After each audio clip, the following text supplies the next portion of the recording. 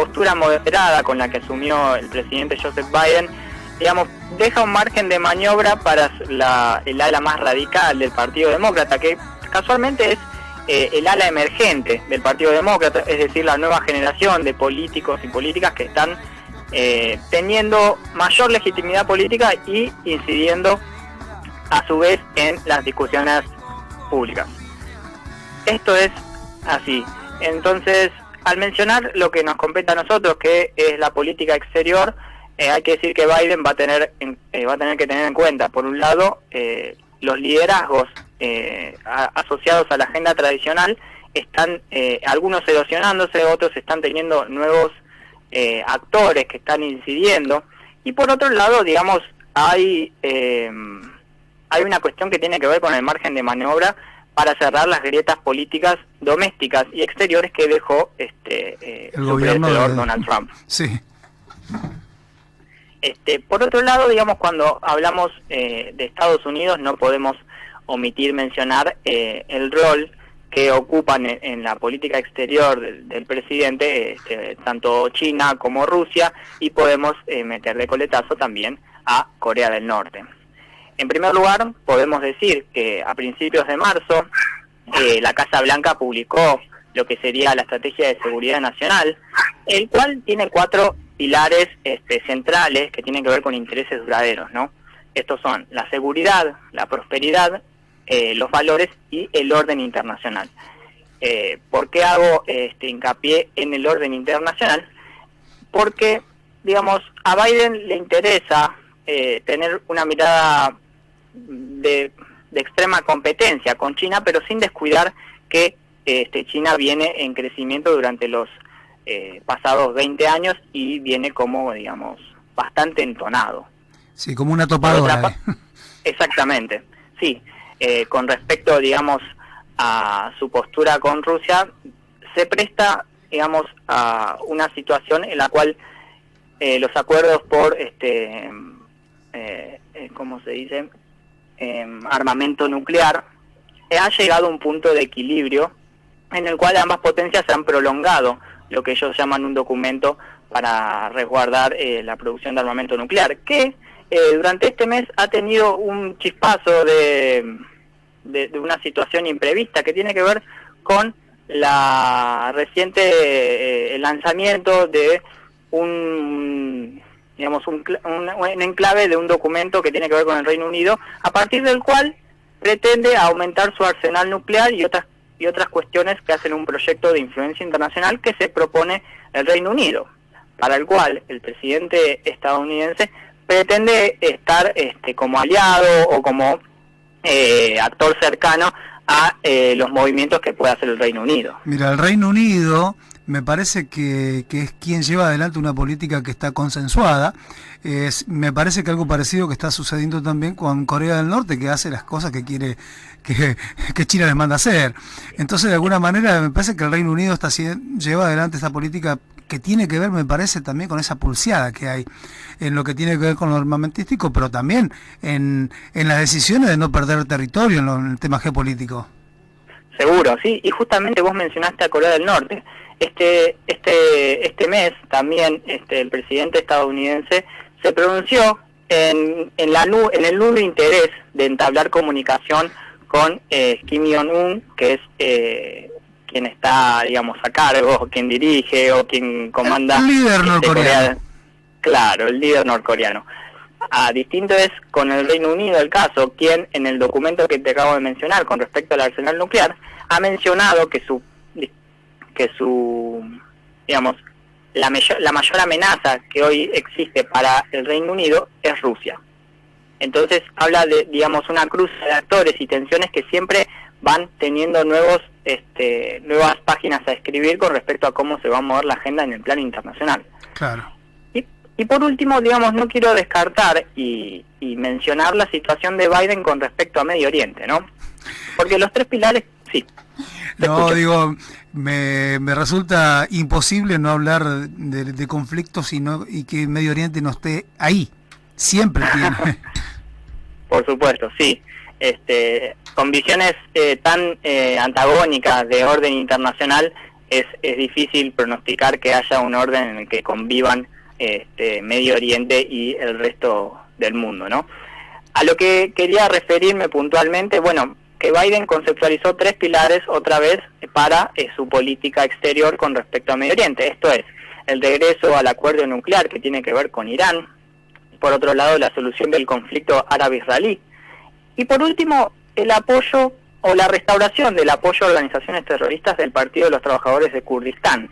Un rasgo peculiar que se remonta no a la gestión de Obama, sino a su gestión precedente, en cuanto al apoyo a fuerzas terroristas en Medio Oriente. Y es un dato no menor que las capitales de Medio Oriente, que son Tel Aviv, Riad, Abu Dhabi y Ankara, tienen que tener presente y seguir como el minuto a minuto de estos movimientos diplomáticos entre Estados Unidos y Medio Oriente. Bueno, así como en algún momento lo hizo en Afganistán, después lo hizo con el grupo, siempre tiene que ver Estados Unidos con estos grupos que de alguna manera están en el orden o el desorden, mejor dicho, de estos países que vos nombrabas recién. Exactamente, sí, y con las conceptualizaciones sobre Medio Oriente, ahí vuelven a incidir los intereses que se intercambian con Rusia y con China, este último país que no mencioné, digamos, todavía en cómo se relaciona la política exterior estadounidense. Pero, obviamente, el presidente no va a omitir sus preocupaciones con respecto a las prácticas económicas que tiene Pekín, la represión en Hong Kong y también se podría mencionar los abusos de derechos humanos en Xinjiang, que fue, digamos, motivo por el cual hubo sanciones cruzadas entre China y la Unión Europea, los cuales hubo apoyo de Canadá, Estados Unidos y el mismo Reino Unido, ¿no? Todo esto en medio de un contexto pandémico que hace ver que hay otros intereses que también se manejan en el plano de las relaciones internacionales. O sea, la pandemia no frenó nada de estas cuestiones. No. Y justo así como lo mencionás vos, el tono confrontativo que mantuvo Biden con el presidente chino dejó entrever también que hay una cuestión de democracia versus autocracia y las direcciones en las cuales cada uno de estos regímenes van teniendo, ¿no? Que se presta a muchas interpretaciones, pero que se podría pensar como la diferencia esencial para catalogar uno y otro régimen o para catalogar una y otra potencia. Claro. Sí, y es la forma también que Estados Unidos intenta imponer su orden, este orden occidental, que muchas veces no tiene que ver con la forma de gobernar que tienen algunos países, justamente el que mencionas, China, que tiene su propio orden y su propia forma de ver la democracia y de representatividad, fundamentalmente. Así que me parece que ahí va a haber un poco de ruido, pero terminan acordando, seguramente, como siempre. Sí, va a ser fundamental que en la concepción de orden internacional que intente imponer Occidente o que intente no quedarse demasiado atrás de China y que para limitar el ascenso, el gran ascenso de China va a tener que multiplicar el nivel de competencia en las diferentes industrias. Hoy por hoy las relaciones sino-norteamericanas están por debajo de la formalización de lo que fue su vínculo político en la década del 80 y el crecimiento constante de China iniciado en esa época y en estos últimos años manifestado en un montón de avances y acuerdos en su región y con el resto de las regiones del mundo, demandan o imponen un desafío de acuerdos varios y de, digamos, algunos otros consensos que no se pueden prever a ciencia exacta, pero van a tener al líder occidental más bien yendo de atrás.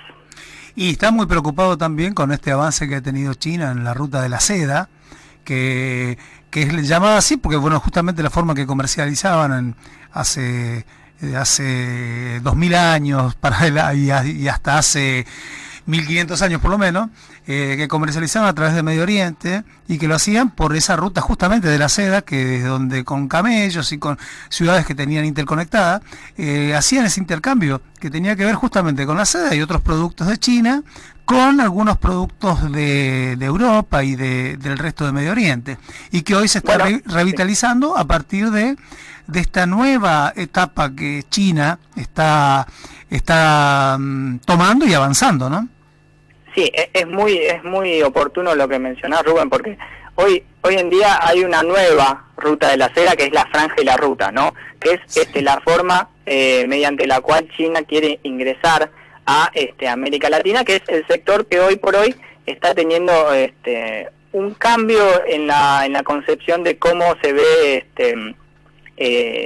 los productos orientales, o una cuestión cultural que está teniendo mayor aceptación, y esto para Estados Unidos sí es un ruido de renombre, porque hace que América Latina se convierta no en su resguardo, en su reparo, en la puerta trasera, sino que sea una oportunidad para que no la potencia oriental cope toda la región, ¿no? Sí, porque para Estados Unidos también la región latinoamericana es como, bueno, América para los americanos, como decía esa doctrina trágica para nosotros, ¿no? Pero que ellos no permitieron que los países de Sudamérica especialmente pudieran generar vínculos con países como Rusia en algún momento, y ahora con China, y les está preocupando porque también estos lugares tienen muchos recursos naturales que China necesita. Sí, tal cual. El incremento del volumen comercial en estos últimos años lo deja en manifiesto, y la gestión actual, que si bien Biden manifestó que no va a ser un candidato que espera volver a postularse, sí le da a Estados Unidos, tanto el Partido Demócrata como el Partido Republicano, algunas perspectivas de cómo podría llegar a ser en el mediano plazo sus relaciones, ¿no? Claro. Así que todo un panorama bastante... Está acomodando los tantos. Biden llegó y trata de instalar también su propia forma de relacionarse con la política mundial, y me parece que se está diferenciando bastante de su antecesor, y eso lo está marcando con estos movimientos que está haciendo. Totalmente, sí. Se podrían marcar muchas diferencias con respecto a Donald Trump, y tienen que ver en el sentido favorable en cuanto a lo diplomático, pero hay, digamos, algunos aspectos donde podría elogiarse a Biden en mantener algunas cuestiones con respecto a Trump, que es, por ejemplo, evitar clasificar a Cisjordania como un territorio ocupado. Por ejemplo, en el primer informe sobre derechos humanos, se abstuvo de calificar a Cisjordania como un territorio ocupado, y eso también es un gesto que, sin diferenciarse de su predecesor, puede tener consecuencias favorables para Estados Unidos en el nivel global, ¿no? Sí, teniendo en cuenta que Israel es un aliado cercano, ¿no? Sí, pero también este es un gesto para los países de Oriente, me parece que que importante, que si bien es algo simbólico por ahora, no deja de ser un gesto importante. Exacto. Y para nuestra región, para cerrar, digamos, todo el compendio de menciones, Latinoamérica también tiene un escenario electoral determinante, con muchas elecciones que se vienen para lo que resta de este año y el año que viene, que van a también tener un giro o un horizonte sobre el cual Biden se puede apoyar de cara al resto de los años que le duren su mandato. Y está habiendo grandes cambios en Sudamérica, y va a depender también de cómo evoluciona la pandemia, principalmente en Brasil, y de cómo avanza también Lula, que nadie sabe si va a ser o no candidato para el año que viene, pero de todas maneras es la espada de Damocles sobre Bolsonaro, que está tratando de hacer malabares para sostenerse en el poder. Sí. Y ya que lo mencionaste, digamos, no se puede omitir dejar a entrever que eso va a ser tema de la próxima semana, porque es algo inédito o bastante peculiar para un régimen democrático como el de Brasil. Bueno, dejamos para la semana que viene los temas que tienen que ver con nuestros hermanos, los países latinoamericanos, los más cercanos, porque todos están con una situación de elecciones, Chile, Ecuador todavía, Perú con muchos conflictos. Y si bien no hay elecciones, pero también está con grandes conflictos políticos más allá de la pandemia, también Paraguay. Efectivamente.